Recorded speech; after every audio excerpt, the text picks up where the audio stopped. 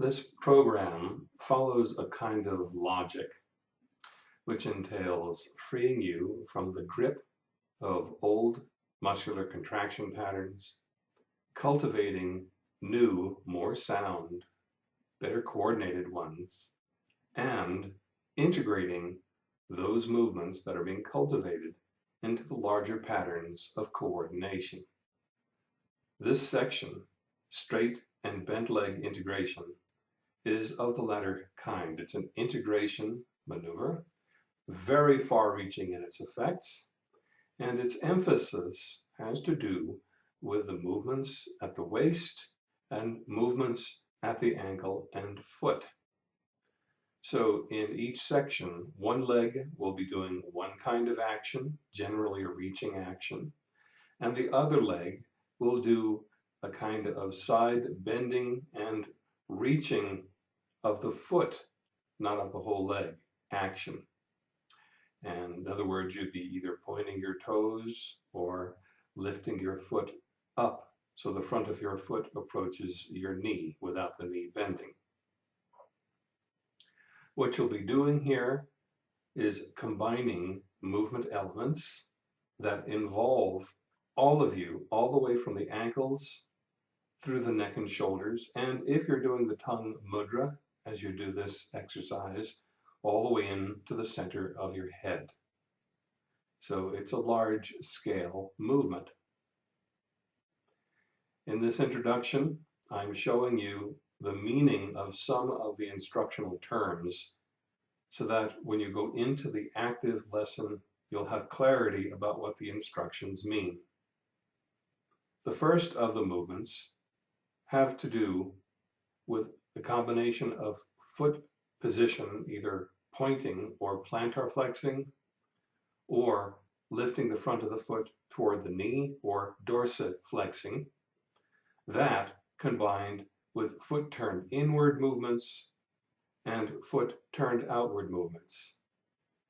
Here's an example of a foot turning inward movement. And here's an example of the foot turning outward movement. Here are examples of foot down, toes down. Notice that the foot is in a grasping mode. That is, if your foot were a hand, you'd be using it to grasp onto something. The next position is foot down, toes up. That's for women as if you were walking in high heels.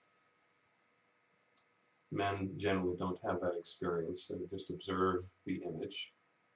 And the third position is foot up, toes up. Now, here's an example of what is meant by turning the leg knee out. You roll the leg, turning from the hip joint. And finally, here's an example of a reaching movement. Now, the instruction says reach with the straight leg, but your leg itself cannot do any reaching. The bones don't elongate. The reaching action has to do with the shift of pelvic position. So if you reach with the left leg, you're pulling the right hip into the waist. And in this exercise, you're assisting that hip into waist movement by pulling the armpit of the same side toward the waist. In the leg turning movements, you'll find during the instructional section that it's easier to turn a leg knee inward if you're pressing down with the same side, arm and shoulder, and lifting with the opposite. And easier to turn the leg knee out if you're pressing down with the opposite side, arm and shoulder, and minimally lifting the same side, arm and shoulder. So that's your general orientation to the movement instructions. Here's a brief clip of the entire movement being done in fast motion. It's only shown fast because it's easier for you to see what's happening when the movement is done quickly. When you're practicing, you do this very slowly in order to give time for the sensations of the movement to become more vivid.